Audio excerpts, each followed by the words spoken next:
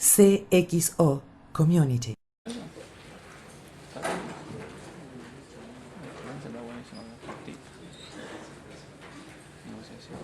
Antes de ir al break, Facundo Amargo es director del área de gestión de riesgos corporativos de Deloitte y se desempeña en proyectos de seguridad y privacidad de la información desde hace más de 10 años. En el 2003 se incorporó a Deloitte y se especializó en servicios de protección de datos personales y prevención de fuga de la información. Facundo va a presentar un informe realizado por Deloitte llamado El Estado de Gobierno en Riesgo, un llamado a proteger los datos de los ciudadanos e inspirar la confianza de la población.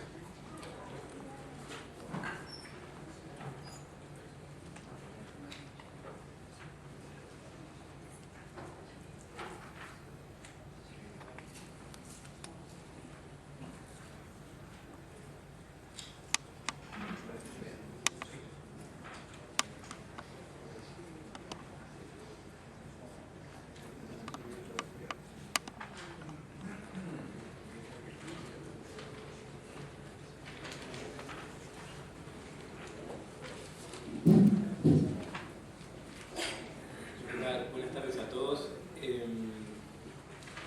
Queríamos presentarles los resultados que tuvimos de una encuesta que se hizo y estamos hablando de entornos tanto en países como Estados Unidos o Inglaterra y la situación es distinta quizás en países como Francia o España. En particular nosotros hicimos un estudio en Estados Unidos, en los diferentes estados, para indagar sobre la situación, la problemática de la gestión de la ciberseguridad. Y quiero ahondar un poquito, como porque decir ciberseguridad como que choca un poquito y a ver, vamos. El ciberespacio hablamos de todo lo que pasa online y nos centramos mucho más particularmente en Internet. Y la ciberseguridad sería este proceso de protección de los activos, de los usuarios, las personas, la gente, dentro del ciberespacio.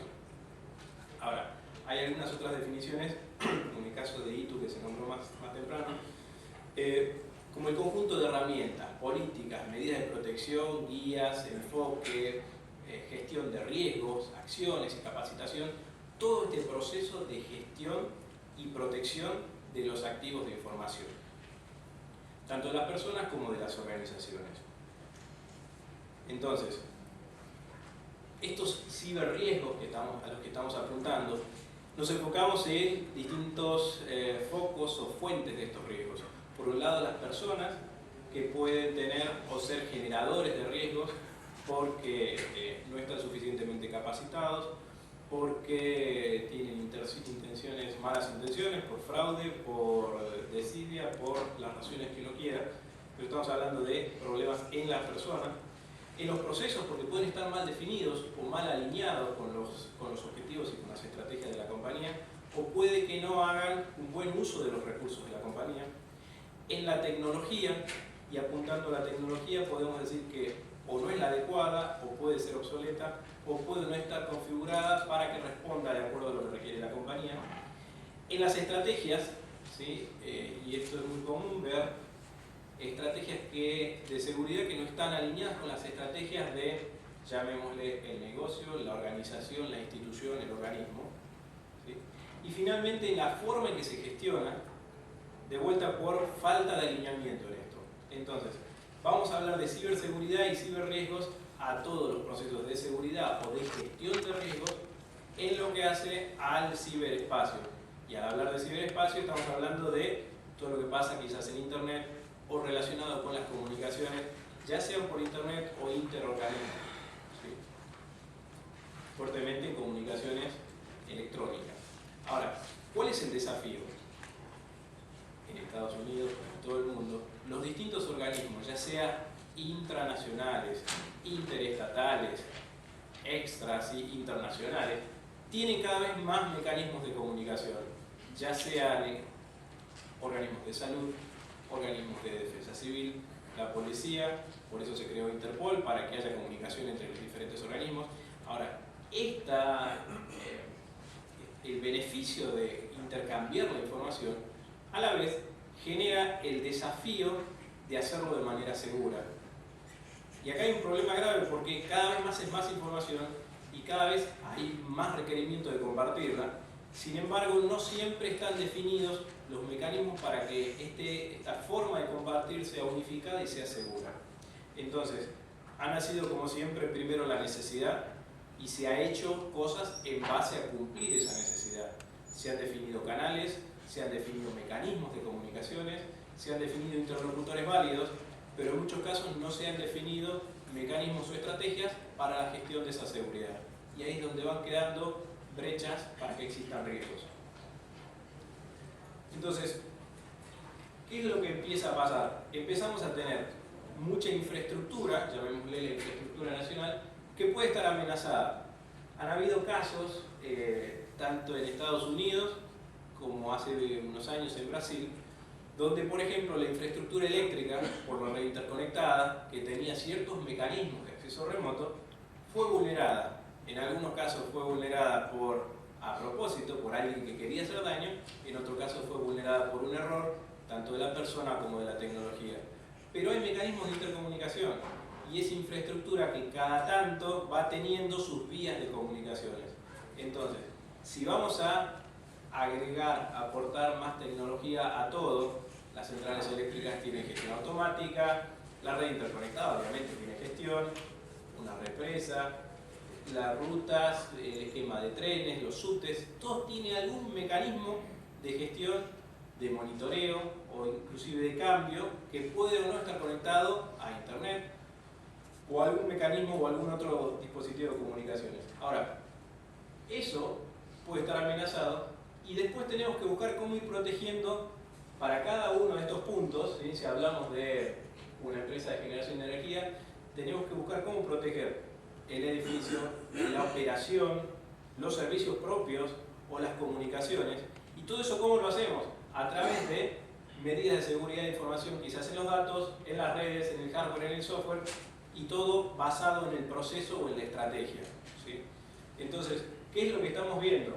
Que existe cada vez más interconexión, que existe cada vez mayores fuentes o posibles riesgos que pueden existir y que, ahora vamos a ver el resultado de la encuesta, no necesariamente se están alineando todas las estrategias para proteger todo esto de la manera más adecuada. Entonces, algunas de las dificultades que existen, y de vuelta pongo en contexto, en Estados Unidos, vamos a ver que tenemos en algunos casos muchas similitudes.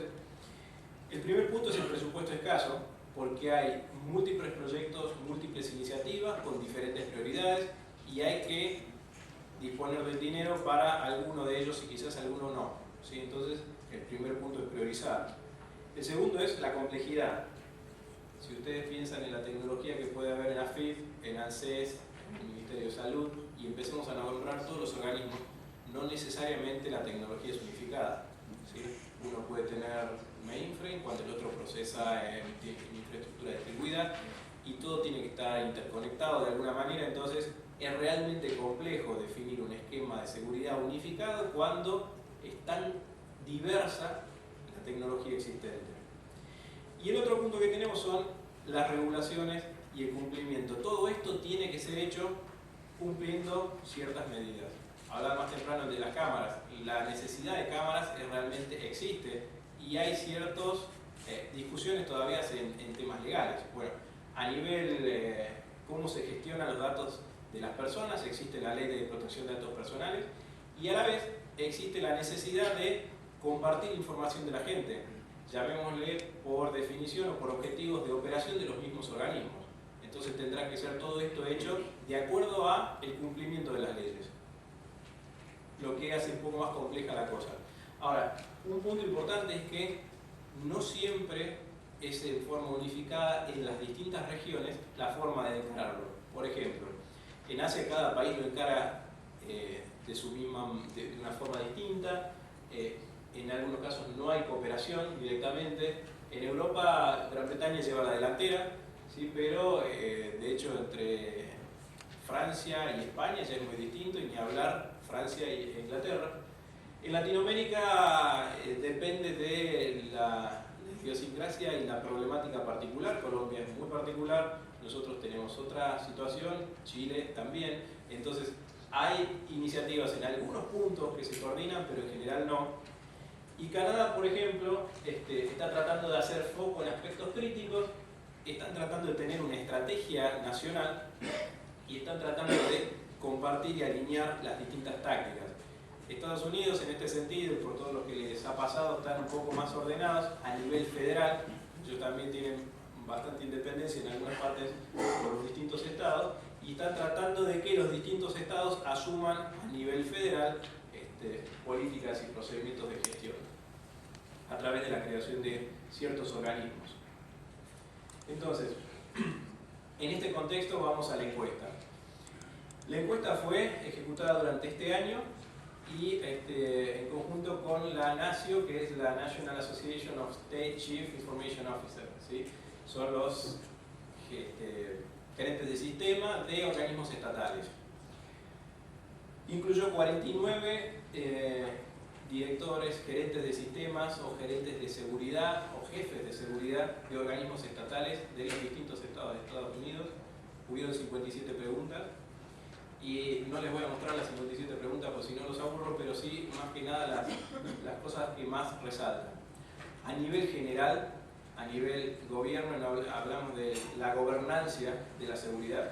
La figura del responsable de seguridad de la información está claramente definida, es decir, existe un responsable de seguridad y en la mayoría de los estados de Estados Unidos es entendible la necesidad de que haya alguien a cargo de la seguridad informática y el problema o el mayor desafío que están viendo hoy es que evolucione la forma en que se interacciona este responsable de seguridad con el resto de la organización para tener visibilidad y para no quedar en un responsable de seguridad, llamémoslo, de sistemas, sino de la seguridad de la información de todo el organismo. Por otro lado, las estrategias, y se está tendiendo a que haya un planeamiento estratégico y alinear las estrategias con las políticas o el framework de gestión de riesgo del NIST. Esto es totalmente de dominio público. El Instituto Nacional de Estándares y Tecnología de Estados Unidos publica todas las definiciones que hace y han armado muy buenos estándares basados realmente en mejores prácticas. Sin embargo, ven el problema que no necesariamente los distintos estados hacen una bajada fuerte de los lineamientos que se requieren. Entonces hay estados con muy grande nivel de avance y otros que tienen poco y nada. Entonces existe un acta, ¿sí?, que se llama FISMA, donde tratan de empujar a los organismos a que se controlen y se auditen el cumplimiento de medidas de seguridad. Sin embargo, esto es realmente incipiente. Por otro lado, y un punto en el que me parece que tenemos algunas convergencias, es el presupuesto. ¿Sí? El presupuesto y los recursos disponibles en general para los responsables de seguridad del sector público es realmente menor a los del sector privado. ¿Sí? En comparación, estamos hablando de los volúmenes que manejan. Y probablemente en los momentos de crisis económica la brecha se agrande aún más. Algunas cosas más. A nivel de amenazas internas y externas, estamos hablando de los distintos ataques, tanto a los datos personales como a los datos de salud. Están viendo que en forma temprana se están empezando a identificar algunas cosas, sin embargo, saben que van a tener ataques, saben que en los próximos 12 meses los ataques van a ir desde, por ejemplo, redes zombies en internet que podrían buscar voltear servicios, hasta problemas de ingeniería social, falta de personal o falta de gente capacitada para hacer las cosas. Y hay una coincidencia en todos los CISOs de que tienen que capacitar y concientizar a toda la organización en la importancia de la seguridad. ¿Sí? Porque no puede ser una bandera que lleva solamente el responsable de seguridad, porque eso estratégicamente no escala, queda en algo de sistemas nada más. Y un punto más es una preocupación realmente es la seguridad con terceros y proveedores.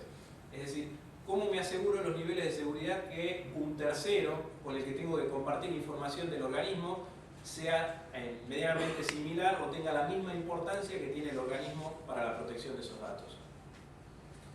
Entonces, algunos datos estadísticos. el 92% de los estados cuenta con un CISO, ¿sí? Gran parte del país. El 76% de los CISOs reporta directamente a sistemas, ¿sí? Y esto denota realmente que la seguridad para estos organismos estatales es un tema de tecnología y se están dando cuenta de las limitaciones que tienen porque no pueden alinear ni la estrategia ni los procesos de la organización y hay una lucha constante entre tecnología y los objetivos finales que pueda tener la institución o el organismo. ¿Sí? Acá abajo se ven los lineamientos directamente de quién depende y la gran mayoría es directamente de tecnología. Algunas otras cosas más. En 2010 el presupuesto de seguridad se mantuvo en un 81%, se mantuvo sin cambios en Estados Unidos.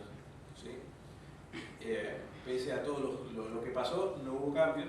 Y el presupuesto de seguridad representa menos del 6% del presupuesto total de tecnología. ¿Sí? Esto en otras encuestas que nosotros tenemos para las distintas industrias da entre los valores más bajos. Obviamente la industria financiera tiene un presupuesto de seguridad bastante más importante y quizás llega casi hasta un 15 o un 16% respecto de TI, pero un 6% es bastante bajo. Y algunos datos más. En general los CISOs están confinados a que su nivel de preparación para responder, están confiados en que su nivel de preparación para responder a ataques externos es medianamente aceptable. ¿Sí? Acá tenemos las dos líneas. ¿Cuán confiado está para un ataque interno o para un ataque externo? Y en general es medianamente confiado. ¿Esto qué significa? Que sabe que existen limitaciones en su infraestructura y que ante ciertos tipos de ataques no van a poder responder. Ya sea desde adentro de la compañía o desde internet. Algunos datos más. El 79% de los CISOs sabe y manifiesta que sufrieron ataques y que el factor humano se presenta entre una de las principales causas originantes, ya sea por fraude o por no saber. ¿Sí? Y tenemos, si quieren les dejo disponible esto, tenemos un listado de cómo se van ordenando los ataques. Por accidente es el más importante, por virus o por utilización de software que tenía algún spyware adentro, está en el 40%. Y por, llamémoslo, abuso de privilegios o intento de fraude es el otro 36%. Es decir, que la amenaza interna es real. ¿Sí? Más allá de que había una tendencia desde hace muchos años que la amenaza interna era una posibilidad, es bastante real y hoy en el 2010 se sigue cumpliendo. Algunos más, el 81% de los CISOs manifiesta que sufrieron ataques desde internet también.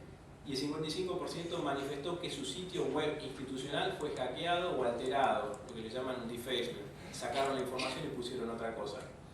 Y que en casi la mitad de los casos perdieron información. ¿Sí? Perdieron realmente información. Y hay muchas funciones que los responsables de seguridad están tercerizando, y acá les comento algunas. La más importante, este 24%, es la amenaza de riesgos y monitoreo, servicios de monitoreo, es el 24%.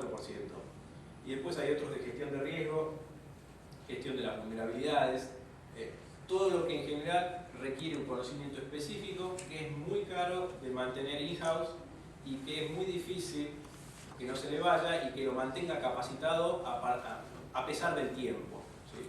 Entonces, en estos casos tercerizan o contratan servicios especializados. A nivel de inversión, ¿sí? ¿Qué es lo que se está planeando invertir para lo que queda del año o el año que viene? En el análisis de riesgo y seguridad, ¿sí? La situación de seguridad. La situación de seguridad es tratar de tener un mapa de los riesgos para la compañía. En implementaciones de soluciones de protección, llamémoslo desde un antivirus, anti-spam, anti muchas cosas. Y en entrenamiento y concientización. ¿Sí? Ya es sabido que si hay un problema con el factor humano, la única forma de combatirlo es con concientización de qué es lo importante a nivel de seguridad para toda la compañía, para toda la organización, toda la entidad. Entonces, algunos resultados que van surgiendo. ¿Cuál es el enfoque? Vigilar las amenazas que hacen necesaria la ciberseguridad sin perder de vista las ventajas del ciberespacio. ¿A qué nos referimos con esto? Si la AFIP desarrolla un sistema que te permite consultar ciertas cosas de Internet, demos toda la información necesaria para la consulta. ¿Sí? No empecemos a ver cómo damos la menor cantidad de información disponible porque puede haber una amenaza. Y si tenemos que dar mucha información, tendremos que dar muchas medidas de protección. Hablo de la AFIP, hablo de la CES, hablen de lo que quieran. La ventaja del ciberespacio es que no tendremos que hacer cola, menos puestos de atención a la gente. Bueno, pongamos todas las medidas, no simplemente la tecnología para que funcione. Identificar y catalogar la infraestructura crítica que puede ser vulnerable a ataques. Si tengo una central, llamémoslo Atucha, y tiene conexión a Internet, hay un riesgo de que si alguien pudiese atacarla, pudiera provocar un riesgo, un daño muy grave. Entonces, tendría que estar catalogada como uno de los elementos de infraestructura críticos. Si hay una misma central de otro lado que no tiene ningún tipo de conexión y todo se maneja en operación interna, bueno, no estará en la lista de los críticos. Así como les digo esto, extiéndanlo para todos los recursos de infraestructura nacional. Apoyar la ciberseguridad con un proceso continuo de gestión. Ahora, hay un punto, y es muy común también en la industria privada. Compran una tecnología y esto es la seguridad. Y el resto de la organización, de los procesos, no están alineados. Y quedó en la definición o en la inversión que se hizo en el año 2006, porque compramos algo de seguridad. Y los siguientes 4 años fueron a la deriva. Es un proceso continuo, la gestión de riesgos, porque el proceso, porque el negocio, porque la operación, llamémoslo negocio, la operación del organismo va cambiando, brinda más servicios o hace otras cosas. Para cada uno de esos cambios es necesario reordenar la estrategia. No pensar en la ciberseguridad como una mera protección de activos digitales. El activo digital en realidad hoy es todo. La inversión, nuestra casa, lo que tenemos en el banco, los datos de nuestra familia, todo de alguna manera es digital y hay que protegerlo. No es simplemente ese activo digital que tengo en ese nuevo sitio. Recordar que la ciberseguridad no puede ser alcanzada solo por tecnología. Es imperativo que haya procesos, es imperativo que la gente aporte y que haya una estrategia clara. Hablan de comportamiento seguro y esto se mantiene o se logra solo con entrenamiento. Reconocer el rol central del sector privado, tanto como usuario, como creador de datos, y que de alguna manera, y ya lo están haciendo algunas instituciones, hay que capacitar a los usuarios, a la gente, al proveedor y poner ciertos lineamientos. Planificar en forma, llamémosle resiliente, es una palabra que se está empezando a usar, es la habilidad de reaccionar y recuperarse rápidamente cuando la ciberseguridad ha sido comprometida. ¿Sí? Si de repente me borraron la página y yo tengo un equipo al lado que está totalmente espejado, que automáticamente puede entrar en operación, el riesgo se achica. ¿Sí? Entonces, eso se llama un alto nivel de resiliencia. Ahora, si tengo que armar de nuevo el servidor, traer el backup y me quedo 3 días sin operación del sitio web, el nivel de resiliencia en este caso es bajo. Y tratar a la ciberseguridad de manera igual que se trata, por ejemplo, aduanas, importación de comida o inmigración, obligando el acceso a, llamémosle, mi mercado, mi dominio, a lo que yo, a mi juego, requiera cierta adherencia a estándares. ¿Sí? Si yo quiero importar comida, la comida tiene que ser así, así, así. Si querés transaccionar datos conmigo, tenés que hacerlo de esta manera, así, así y así. Exactamente igual. Y por último, identificar los activos y probabilidad de amenaza. Después, enfocar la seguridad de alguna manera acorde. Y teniendo en cuenta que si todo es crítico, nada es crítico. Esto pasa mucho cuando uno va a hacer un análisis de riesgos. Si realmente este dato para vos cuán crítico es, si vas por las áreas y solamente puedo aguantar 2 horas sin esto, y toda la organización te dice que puede aguantar 2 horas sin esto. Entonces, si todo es súper crítico, yo no puedo priorizar nada. ¿Sí? Hay que ser realmente razonables y tener estimaciones que sean medianamente realistas. Puede pasar que haya organizaciones que realmente tengan todo crítico, pero en ese caso tendrán que definir una estrategia que permita que todo lo crítico sea totalmente altamente disponible, que haya medidas de seguridad, como vemos en algunos casos en la tele y como te dicen, esto no es la NASA. Bueno, si todo es crítico y si todo tiene que estar 7/24 disponible para operación, y sí, quizás tendrá que ser todo duplicado y todo en superoperación. Acá les pongo al costado el nombre, si bien está en inglés, es un documento de Deloitte donde tienen más ampliada esta información. Y abajo también está el link. Yo voy a poner a disposición esta presentación para que la puedan tener si quieren ver algo más. Ahora, de vuelta acá está otro estudio que se hizo.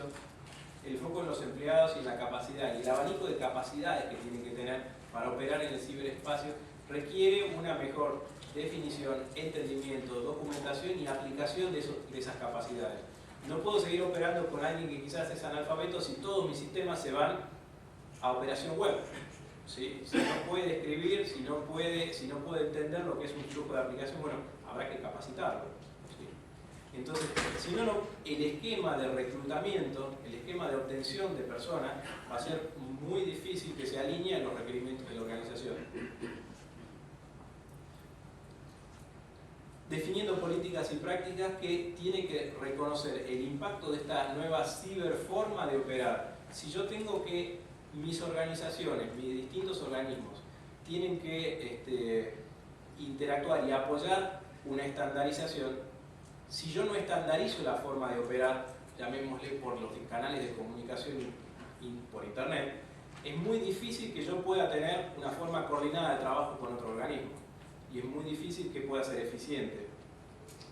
Y de vuelta, las medidas de seguridad se van a definir de acuerdo al mejor saber y entender de la persona que está de turno, en lugar de hacerlo de una manera unificada y estratégica. El trabajo en equipo y en colaboración, si tenemos en cuenta que tiene que haber un mayor entendimiento entre todos los distintos tipos de empleados, desde el que está más arriba en la organización hasta el que trabaja en lo más operativo, tengo que definir equipos de comunicación, formas de comunicación y colaboración que me permitan dar sinergias. ¿Sí? Por ejemplo, simplificando los canales, por ejemplo, buscando mecanismos de comunicación donde la jerarquía no es tan importante, sino resolver los distintos problemas, porque si no realmente voy teniendo problemas de comunicación en el medio que tengo que resolver. Y por último, buscando dar transparencia de las distintas agencias. Hay agencias que necesitan acceder y compartir información y tienen que haber un mecanismo de confianza entre ellas. Y para que haya un mecanismo de confianza, tienen que haber herramientas y estándares de comunicación donde todos confíen en un punto medio. ¿Sí? Ese es el estándar. Algunos datos más. Acá al costado tienen el nombre de otro estudio que plantea que para operar exitosamente en el ciberespacio, todas las personas de la organización necesitan desarrollar una ciberforma de pensar, concientizándolos, pensando que todo lo que pongan eventualmente puede estar en internet, ¿sí? Y tengo que todo el tiempo trabajar de esa manera, sabiendo que puede ser público lo que yo hago, sabiendo que si va a ser público lo que yo ponga, no puede ser información sensible, y si fuese información sensible, tiene que estar adecuadamente protegida. No puede salir un mail, por ejemplo, con la base de el ANSES, por ejemplo. No pueden haber problemas cuando yo voy abriendo los canales de comunicación. Entonces necesito toda la organización alineada. Entonces, algunos datos. Si yo necesito asegurar los datos, tengo que tener ciertas definiciones.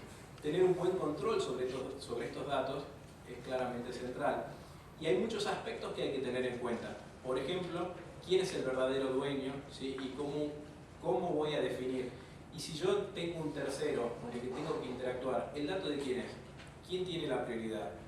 ¿El organismo o el tercero? Eso hay que definirlo. Tengo que tener unos esquemas de backup, de retención, cuánto tiempo por lineamientos legales tengo que retener la información, cuándo puedo descartarla si que pudiese. Tengo que definir y tener claros los objetivos de disponibilidad y confiabilidad y los objetivos de recuperación ante desastres. Si la organización te dice que todos los sistemas pueden no andar un máximo de 2 horas, seguramente tendré que tener todos los sistemas replicados. Bueno, los objetivos tienen que ser realistas. Tengo que tener en cuenta el cumplimiento legal. Hay ciertos datos que quizás los tendré que tener encriptados, ciertos otros que no. Y acá abajo planteamos, si yo encripto los datos, seguramente los tiempos de servicio cambian, entonces tendré que tener en cuenta cuánto de eso puedo hacer. Y finalmente definir esquemas de monitoreo. ¿Sí? Si yo he definido todo esto y no lo controlo, seguramente no va a funcionar, o va a funcionar un tiempo. Ahora, ¿nuestro enfoque cuál es? Y en muchos casos, en proyectos, sobre todo en Estados Unidos, planteamos diseñar o asistir a los organismos a definir una foto de cuál es su situación de los riesgos, teniendo en cuenta cuáles son los riesgos más críticos, tratando de priorizarlos y definir los recursos o priorizar los recursos para atender estos riesgos. Ahora, cuantificar los riesgos claves y tratar de vuelta de dar prioridad, soportar con herramientas esta gestión de riesgos, y acá en Deloitte tenemos ciertas cosas. Se llama Risk Framework, son ciertas herramientas que permiten tipificar los tipos estándares de riesgos, un catálogo de riesgos donde uno tiene una organización estándar y puede ayudarlos a acelerar el proceso de tipificación de los riesgos, tableros de reportes ejecutivos, para que yo pueda tener métricas constantemente para saber si mi programa, mi estrategia de gestión está funcionando. Más allá de que yo haya invertido cierto dinero en tecnología, si yo no sé si esa tecnología está siendo eficiente o realmente me está produciendo algún beneficio, va a funcionar cierto tiempo hasta que realmente no sea importante para nadie. Entonces, planteamos un esquema de lo más estratégico a lo más operativo de gestión, que creo que no se ve mucho.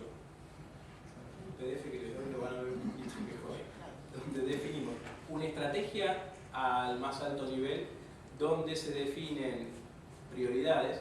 En un segundo nivel voy a tener una estructura común de gestión para la gente, los procesos y la tecnología. Tengo que definir una estructura común para la gestión. Y me voy a basar en procesos de gestión. Entonces, el proceso de gestión tiene ciertos pasos. Primero, identificar los riesgos. ¿Sí? Segundo, evaluarlos. Integrar y manejar y priorizar. ¿Sí? Tercero, responder a los riesgos en caso de que definir el tema de respuesta. Y quinto paso, en realidad tengo que diseñar un mecanismo o una forma de responder adecuadamente y después monitorear constantemente. Ahora, este esquema, acá lo vemos de otra manera, es lo que en Deloitte planteamos como un esquema inteligente o una metodología y programa inteligente para la gestión de riesgos, donde lo tengo identificado, lo monitoreo, lo evalúo constantemente, desarrollo una solución para contenerlo y luego la implemento. Y vamos iterativamente haciendo crecer esto de forma evolutiva. Ahora, se plantean acá el costado, y quizás viene del anterior, ¿sí? En este costado, cuáles son los diferentes roles en los diferentes niveles de la organización, desde lo más estratégico hasta lo más operativo. ¿Sí? Pero de vuelta, lo importante es definir una estrategia, que haya roles y responsabilidades claros, y que haya un procedimiento a seguir que esté alineado con esta estrategia. Por último, le quiero comentar lo que se resolvió como los planes de acción típicos que van a estar encarando los distintos organismos, los responsables de seguridad de los distintos organismos. El primero es tratar de obtener apoyo ejecutivo y legislativo. Se habló hasta recién, si no tengo un apoyo legislativo para ciertas cosas operativas pierde sentido. Entonces, para establecer la ciberseguridad como una prioridad, en este caso de Estado. Los responsables de seguridad tienen que buscar apoyo dentro de todos los organismos, también en algunos casos de terceros, para poner el tema, para que haya el tratamiento y para que este tema avance. Esto es algo que van a estar haciendo probablemente en el próximo año los organismos estatales, los responsables de seguridad en realidad. Los organismos tienen que seguir un lineamiento federal. Lo que pasa es que quizás, lo que hablaron recién, hay distintas iniciativas, distintos estados que van tomando la delantera y hay la necesidad de interactuar con otros que no están en un nivel de madurez adecuado o igual al que lleva la delantera. Entonces, tienen que tratar de unificar los estándares de gestión. La seguridad y la operatoria tienen que estar mejor alineados, ¿sí? Existen para ciertas cosas y dependiendo del criterio, en algunos casos muy altos niveles de seguridad, cuando no necesariamente son tan requeridos, y en otros lugares donde hay información muy crítica y está disponible, los niveles de seguridad no son los que debieran estar. Entonces el alineamiento estratégico es indispensable.